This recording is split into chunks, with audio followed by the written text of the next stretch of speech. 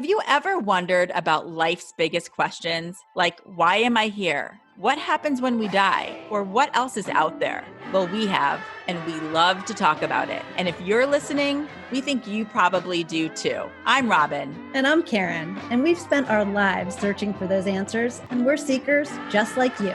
We'll be talking to some of the most fascinating spiritual teachers, healers, and scientists, and showing you how you can use some of their spiritual practices for yourself.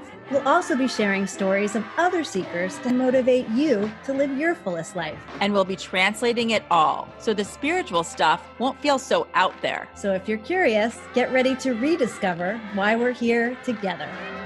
Hi, Lisa. Hi. We're so excited to have you here. Lisa, let's first talk about how you realized you had this gift and this ability. When did it all start for you? My initial experience with connection to spirit and knowing I had this ability to connect was after my mom died, which was in 1984. I was 7 years old. She was 35. And I spent the next, 20 plus years trying to figure out what happens after we die. And luckily, I had a very spiritual aunt who did help raise me. And she helped me understand that even though my mom's physical presence wasn't here, that she was here energetically. As I grew older, I started having connections with my mom that were through signs. And that helped me know that she was with me. And I started having dreams that were also highly intuitive and were coming true. The real defining moment was 15 years ago after I had my first child. I was having some pretty bad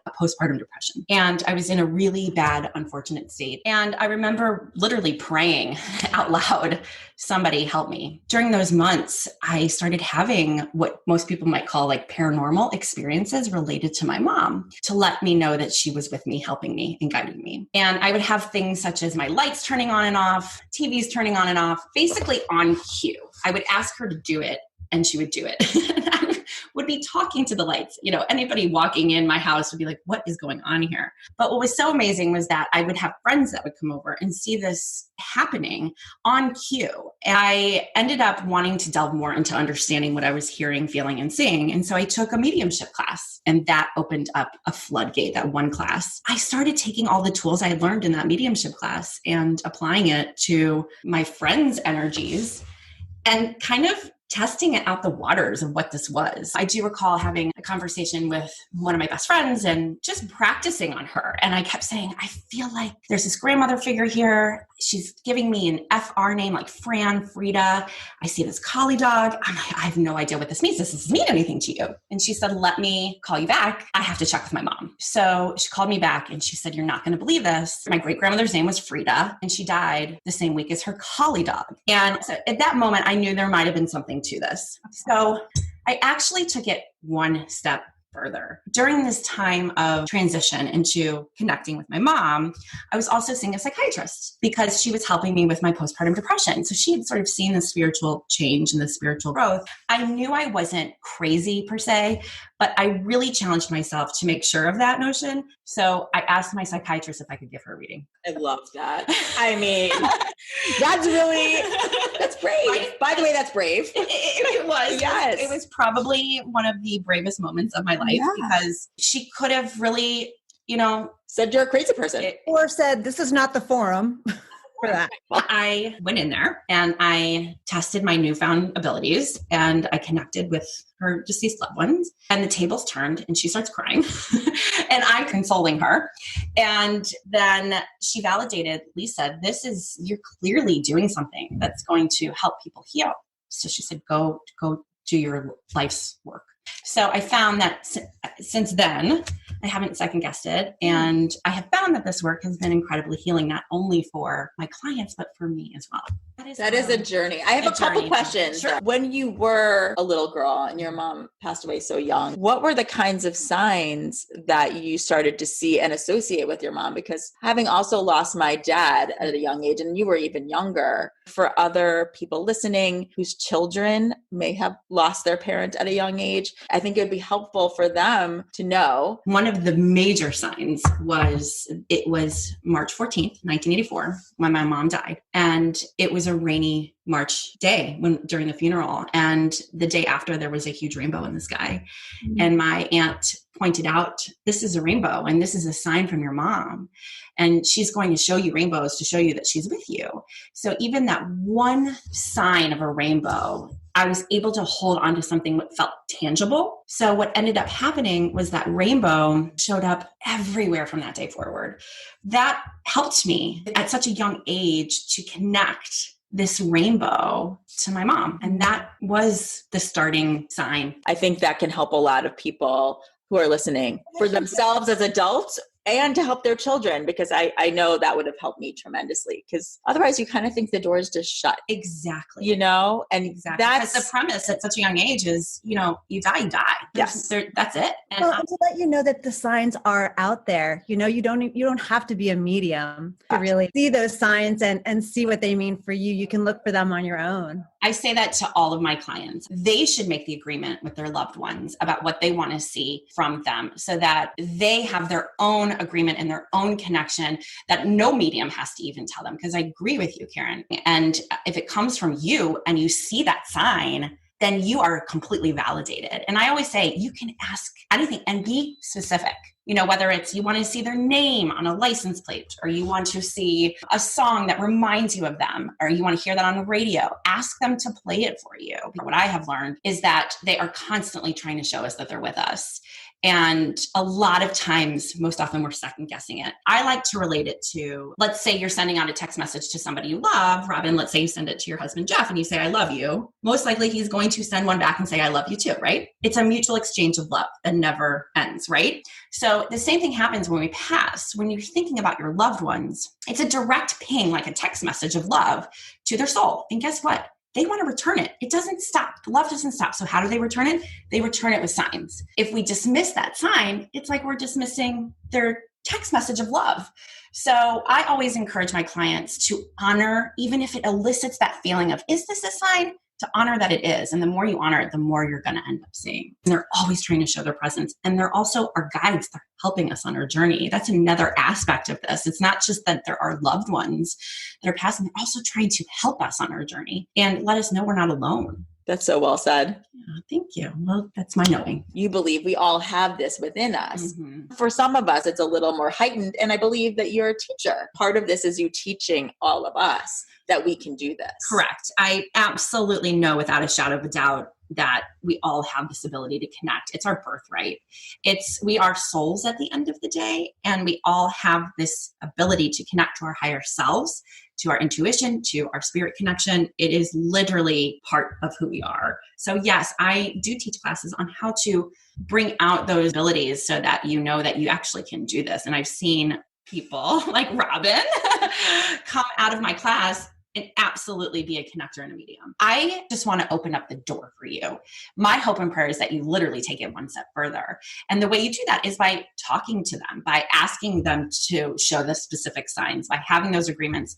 Because literally when you do get those signs, your vibrational energy just lifts and it becomes almost like intoxicating. You just can't stop connecting. Let's talk about how you communicate with the deceased. Do you see apparitions? Mm-hmm. I know what I've learned from your class. We have these clear senses, and everybody has different senses that are kind of dominant, mm-hmm. that help them see or hear or feel. Everybody that is listening has an inner voice. You may not always pay attention to that inner voice, but I think that what we're talking about here is being able to differentiate what is actually your soul and inner voice, and then what is this other guidance? And you can tell the difference once you start to understand this. Yes, the way that we connect into spirit energy and to our higher selves and our intuition is to work with what you said, clair senses, which are energy senses that match up with our physical senses.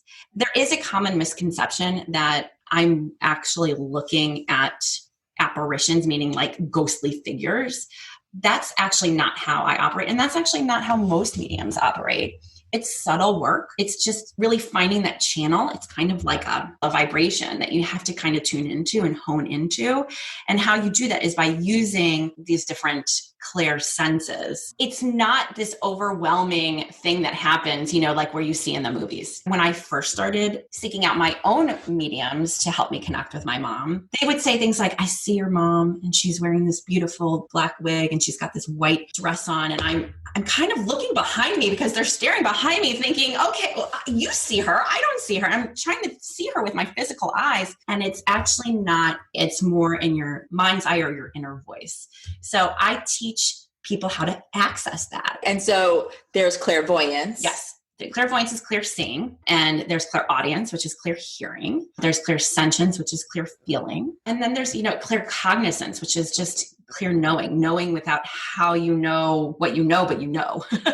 And that's like your sixth sense. And then there's there's clairgustance, which is clear tasting, correct, and clairalience, which is clear smelling.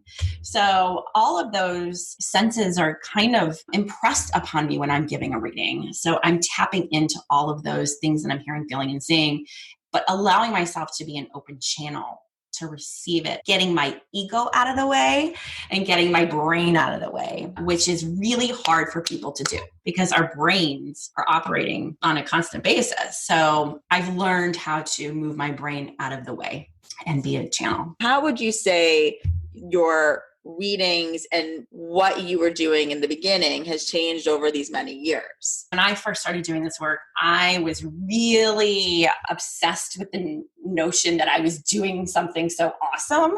That was my ego in the way, 100%. And I kept feeling, oh, I'm so good at this. I'm getting praise from this. I really was in my ego, which was at the beginning a driving force, which feels shameful to admit, but it's the truth. And I was very quickly knocked off my feet by spirit because at the basis of this, it's not about your ego. And I would be a fraud if I kept doing this for the praise of it, for the validation of it. And the getting it right.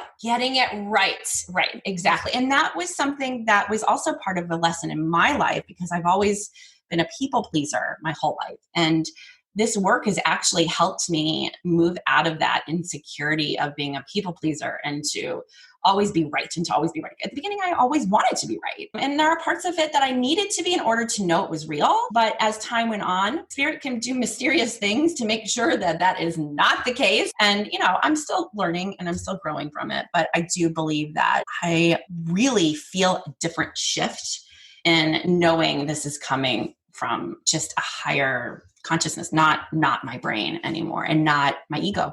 And that I have found has been the best sessions. You have to let your ego go. You're the channel. I'm the channel. You're the channel. To me, you are a very clear channel. And in the way that you are able to interpret what you are getting and deliver it, it just resonates, very deeply and very true. When people come to you, are they primarily looking to connect with loved ones on the other side, or are they looking for information about what my life purpose is, or does my boyfriend really love me? I am a spiritual medium. And what that means is I am connecting into my client's energy field, but 99% of it is coming from the spirit energy of their loved ones.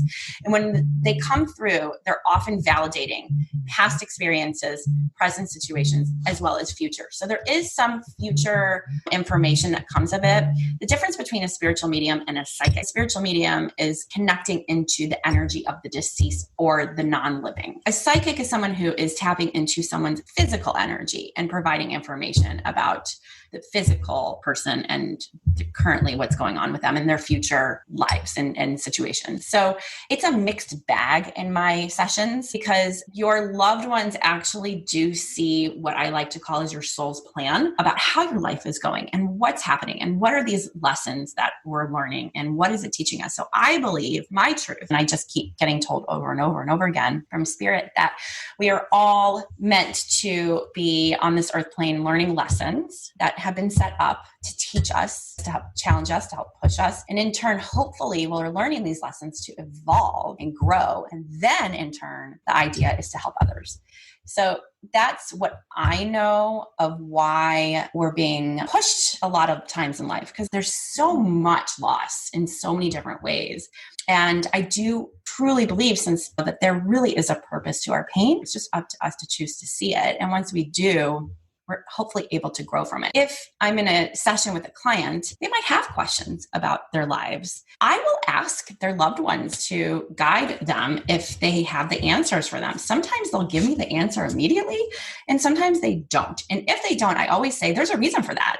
Living in the unknown can be fearful, but there is always a lesson in the unknown of waiting. So my sessions will be made up of this mixed bag of connection, validating your loved ones are here, personalities of how they lived on this earth plane. They will be very good at explaining their personalities. And then they'll also talk about what's going on in their lives to validate that they're with you and seeing you on your journey. And then sometimes they will tell you what's going to happen in the future.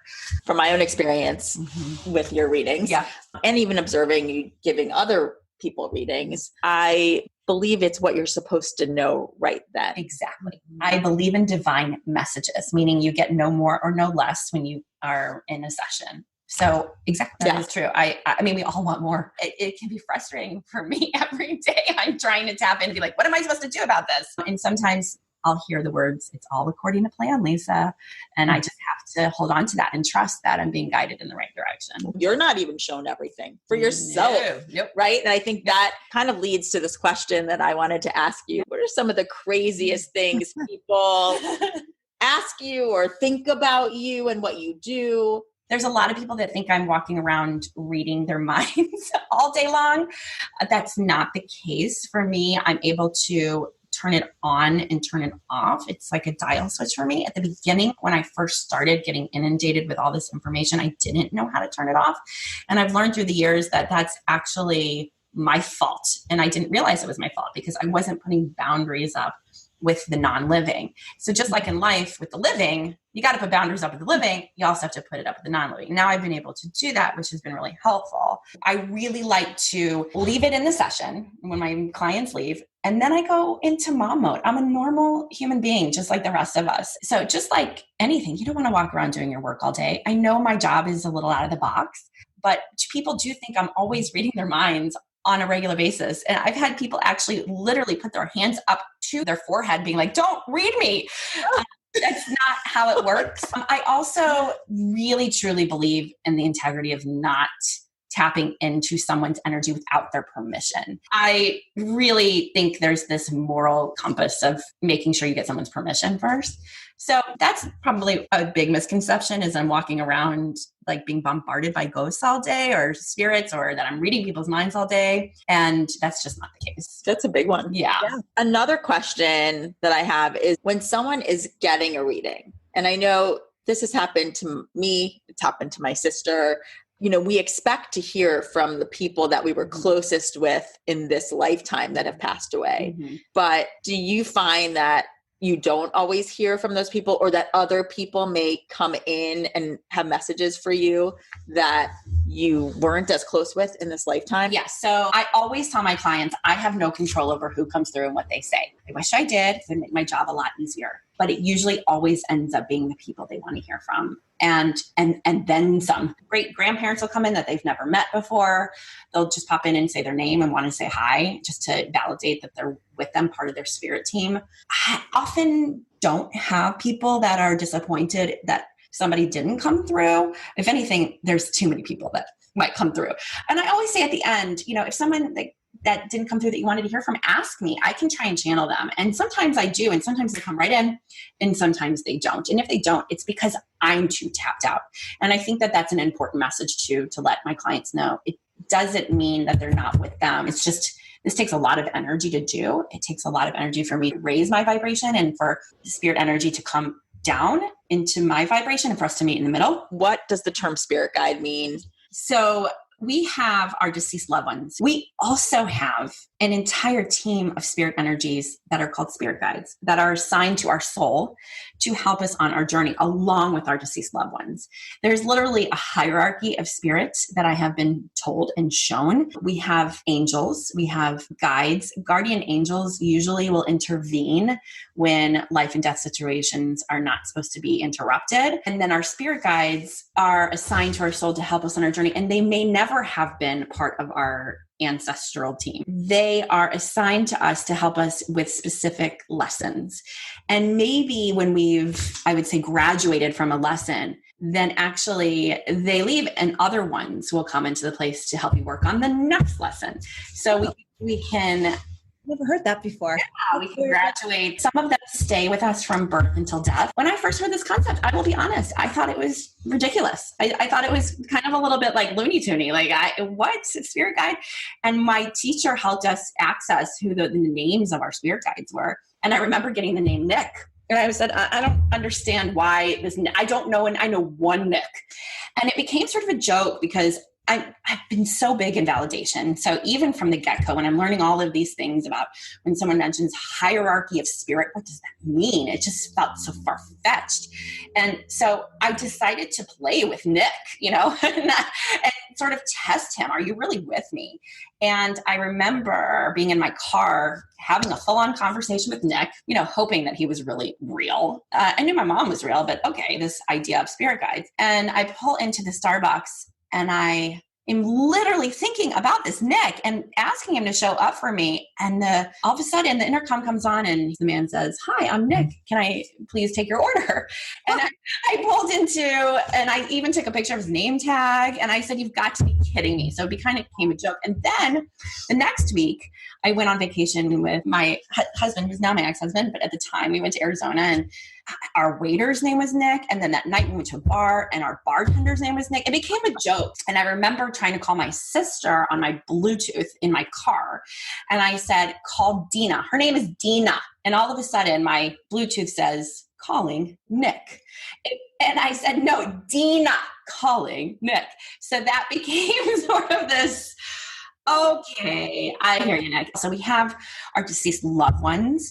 We have these spirit guides. We have angels. We have a whole spirit team that is always helping us. And I love that. And I love that knowing, and I love testing them, because I think when you get that validation, it just has that extra emphasis that you're not alone.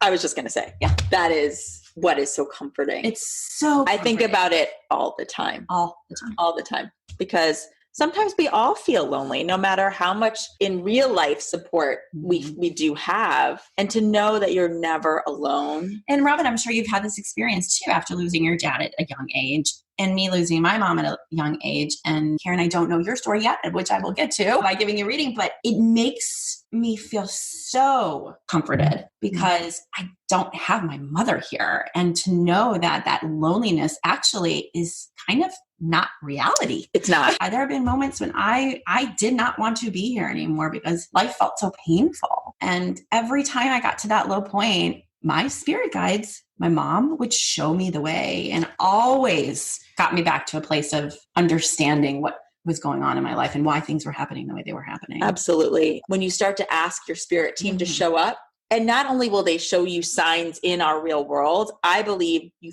feel it. That is I felt hugged before. I think that most people think of it as freaky and scary, and it's not. It's actually the word we've been using is comforting. It is. Exactly. So Lisa, if somebody's interested in learning how to develop their intuitive abilities, what would you suggest to them? What are the sources that you would guide them to? Well, there's some great resources, great books out there. I would highly recommend Rebecca Rosen's book, Spirited. It does have basic information about how to connect, and she gives great tools and exercises to help you do that. Definitely look into mediumship classes in your local towns. There's a great book called Answers About the Afterlife, written by a man named Bob Olson. It's an easy read, and it answers all of these questions about the afterlife. There is another book called Your Soul's Plan by Robert Schwartz, which helps you understand the why of why we are here, why we go through all of these hard lessons, because we all have things that have brought us to our knees. And we all have a loss of identity, loss of financial loss of loved ones, that it helps you understand why people go through addiction, why people have suffering, why there's illness. And this book was the catalyst to help me really understand that there really is such a bigger picture to our lives, and there is a purpose to everything we go through. So those are great resource books. Most importantly, you got to go with your gut on who you're connecting with to help you with this information. There are a lot of people out there that do this for the wrong reasons. Sometimes they're preying on people who are grieving. I just think it's so important that you line up with teachers and resources that really resonate with you. What are some overall common themes that you hear from the deceased for all of us? The most important thing that I hear every single time is that when we die, we are out of any pain and suffering that we have experienced on this earth plane, whether it's mental, physical, emotional, whatever it is. The second we pass, we do not take those grievances with us. We are pure energy and light at the end of the day. There is no carrying of judgment or even ill will. One of the most amazing and validating readings I had once was I had connected a woman to her deceased mother. She had told me that she had had breast cancer and that she was out of that pain and suffering. And then she also gave some information to my client about making sure that she goes to get a mammogram. And it wasn't this alarming feeling. It just doesn't come to me that way, but I know I needed to express that. She was not going to do it, but because her mother had suggested it, she did go and get this mammogram, and she found out that she had cancer. She had breast cancer. And her mom from the other side literally saved her life. They said, if we had not caught this earlier, you would not be here. And in the same session, she'd also been abused as a child, and her abuser came through to apologize to her about what he had done on this earth plane. Each time I kind of get into these really deep sessions, they always say it's for the highest good of, I believe no message is a bad message because it is always supposed to help you. People do come in and they fear it a little bit. They get nervous. It's such an unknown. But I always say, if you're open to it, it can be life-changing. Thank you. You're welcome. Thank you for saying that. Yeah. You know, and one other thing too that I wanted to bring up, because we've used the word vibration a bunch, and I don't know if we've used the word frequency, because I think we're talking about the same thing. It's almost like a radio frequency. Exactly. It is, because we are energy at the end of the day. So we have this physical body, but once the body is gone, we literally are energy. I recently had a client ask me about her deceased husband, and she said, is he, when it rains, is he out there in the rain? She didn't quite understand this idea that we don't have this physical body. We have this soul that is a higher consciousness. It's a vibration. We are energy. And that's why lights blink on and off, because we're manipulating our energy at the end of the day, because that's what the frequency is. It is like a radio. I just wanted people to understand that. Yeah, that's a great question. I don't really know the science behind it. I just know that my truth and my knowing is that we are souls and we are energy. In terms of this being such a gift that you can give to other people, what is it for you that you get out of this gift and giving it to others? I always say it's a mutual exchange of energy. This is not one-sided. What's been fascinating is that almost every single client that comes into my path happens to often mirror very similar stories that I'm going through. And when I am guiding them from their loved ones, they're also guiding me. So it's always a mutual exchange of energy. It is not what I have found one-sided. I get my own healing from it. This work has helped me heal through my own pain, because I'm being linked up with the people that are guiding me on the other side too, just as much as they're guiding my clients. That's beautiful. After every single reading, I'm like, I cannot believe we have the same names of people. And even in my classes I teach, there's just been so many stories of synchronicities. When I say synchronicities, there's a difference between synchronicity and coincidence. I believe there are absolutely no coincidences. I don't allow anybody to use that word in my house. What I have been told from spirit is that when those synchronistic events happen, it means you are absolutely aligned where you need to be on your journey. So I always say, thank you. So it is fascinating that the client after client after client that comes in, there is always some part that's helping me too. And isn't that incredible that you are constantly surprised and validated? Yes, like even you know what I mean? I know. People do think it's funny when I get so surprised. I guess because I'm always learning too. And often what happens to me after a reading is I tend to forget a lot. I think it's a form of coping that my guides have helped me with because I am such an empath, and an empath is somebody who takes on everybody's emotions and carries them as their own. And I have been grateful enough to sort of be able to detach from every session because I don't know if I could be able to carry and I see trauma and tragedy every single day. I believe that you're right. They've done that on purpose. Yeah, they do. And it's funny because even yesterday when I had the clients come in and they were saying, oh, my sister was here and she told me that you told her XYZ and then it happened. And I was like, oh my gosh, it did. And what's funny is that so many people will leave my session and so many things will happen. And then I don't get the aftermath of how things played out. So I'm always saying, can you please just let me know what happened? It's just so cool. Or, you also sometimes will be like, oh, I said that? Yeah. That's where the detachment and no memory comes from. Yes, which I'm like, you did. You called it, It's really funny. And I love that about you. Thanks. You're like, I did. That makes it even You more. and I have that conversation a lot, Robyn. She'll be like, you told me. I am like, I did. Remember that? Well, I know this is going to sound really strange, but when you cross over, you're going to have like this ticker day parade. Imagine like all these people going, oh, Lisa! I remember you. That is so true. And they're like, thank you. And thank you for everybody who's listening to be open. And I always say, I'm not trying to make anybody believe any of this. I just let the messages speak for themselves. And if it resonates with you, then I know I've done my job. I just like to open up the door. I'm not trying to, there are so many naysayers out there. There's so many skeptics.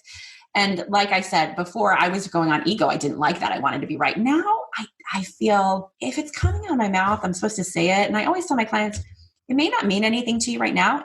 Usually it ends up coming to an understanding 2 to 3 days later, 2 to 3 months. And if it doesn't, it doesn't. But I believe that it's supposed to come out of my mouth. So I don't let that drive me anymore. I let the channel and the messages speak for themselves. I think my psychiatrist really helped me with that. Thanks for sharing that because You're welcome. That's super honest. You know what? It is. If I spent all my time worrying if I'm right, then I'm not doing my work properly. I'm in ego.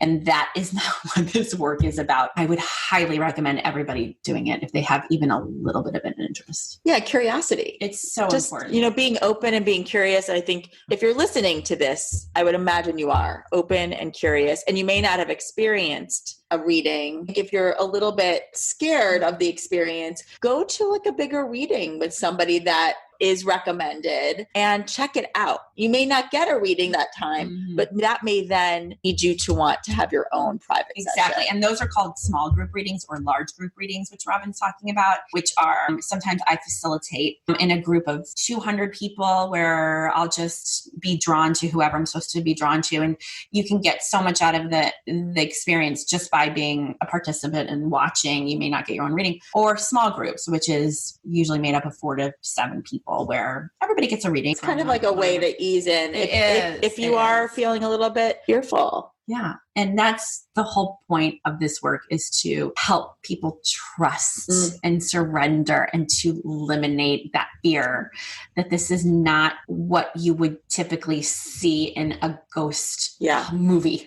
These haunted horror movies. Yeah, it's not scary. Like that. It's not scary. Listen, like anything in life, you can call in any negative, like we said, vibration, but it's not how I do my work. I only set the intention for the highest good of my client. I can vouch for that.